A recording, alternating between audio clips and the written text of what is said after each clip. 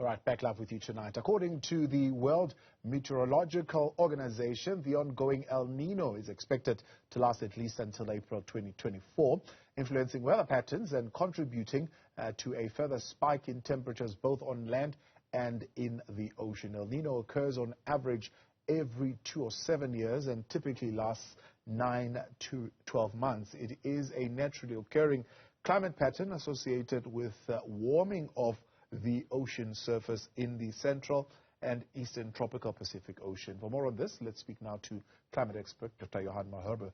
Dr. Malherbe, good to have you, and thank you very much for your time. Surging temperatures that we are seeing resulting in some extreme weather patterns. We're seeing, for example, hailstorms that we've never seen before. Is the Earth becoming warmer? Others relating this to global warming, or is this a natural I suppose, pattern when it comes to the weather? Good evening. Yes, with regard to the temperatures, it is a global phenomenon that when you have an El Niño event ongoing, large parts of the world experience very hot conditions. So South Africa is one of the main focus areas where our summers usually tend to be warmer than normal when we have an El Niño event. And for that reason, also at this stage, climate models, forecast models of international institutions globally are forecasting a hot summer as we proceed towards midsummer and late summer. So I won't necessarily say this is a sign of global warming per se. It can also happen within a warmer climate, and the dynamics may change. But at this stage, when we see very hot conditions developing over South Africa, as we saw during our previous El Niño as well, even though some of those hot temperatures may be associated with a warmer globe or warmer temperatures globally, I won't necessarily say this is due to global warming. One reason also, you can look at the past 3 years or so, and South Africa experienced really moderate or cool summers with widespread rain. We didn't see a lot of heat waves, and we know it's only 3 years that we had now cooler conditions, and before that it was really hot. So this is really a sign of our interannual variability, which is associated and in conjunction with the variability in sea surface temperatures, and in this case specifically over the tropical Pacific Ocean, where we see the El Niño or La Niña event usually developing. And at this stage, after 3 years of more La Niña-like conditions, we are moving into an El Niño situation. Yeah. What are likely going to be the temperatures that we will be seeing? I mean, we've been seeing some sweltering heat in areas like, I think, Brazil, I think it's Mexico that we've been seeing reports from. But that is quite extreme. I mean, is South Africa likely to see those kinds of unbearable heat levels? Yes, even in the next week, we should see quite high temperatures. Now, I am very familiar with conditions in Limpopo, and they have seen very high temperatures. They've had a number of days already in the Limpopo River Valley of maximum temperatures exceeding 40 degrees Celsius.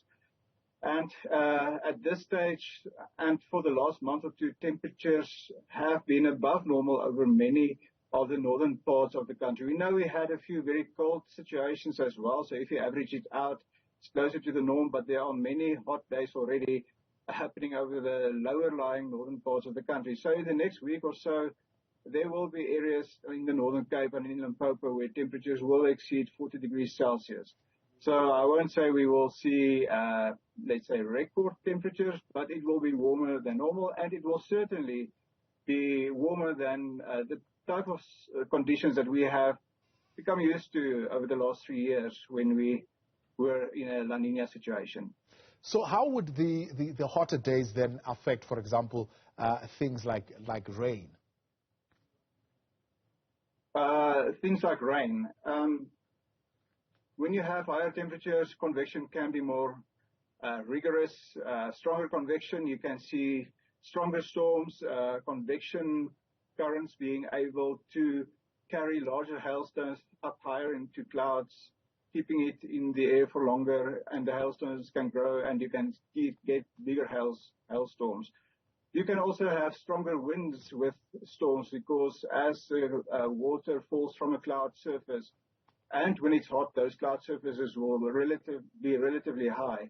So as the water falls from the cloud surface, you will easily get strong winds as well.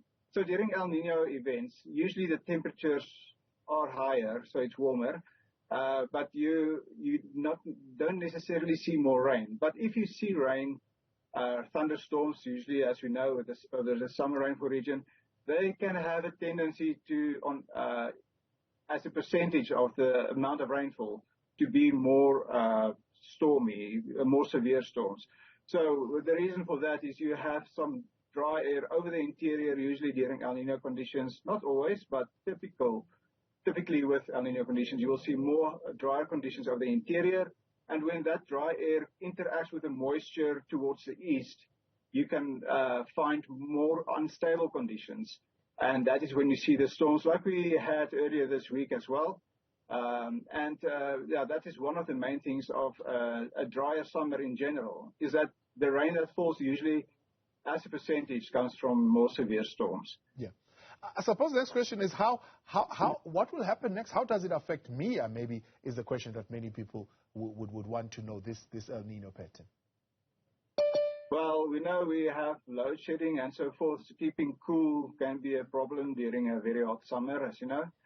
The use of water, that can become quite excessive if people want to keep their gardens green and the dams are seeing some pressure and the water infrastructure. And then also, obviously, with regard to the production of food. So in the last few years, because we have La Nina conditions, South Africa produced surplus maize. We still have a surplus as we stand now. But even looking at the situation as it develops and the expectation of a warmer and drier summer, there is some inflationary pressures on our local maize prices, which already has an influence on the prices of maize. And that naturally will boil down to what happens in the shop when you go there to buy maize meal and so forth. Yeah. Is this likely, for example, going to have an impact on the marine economy or the ocean economy as you speak? Does it affect sea life at all?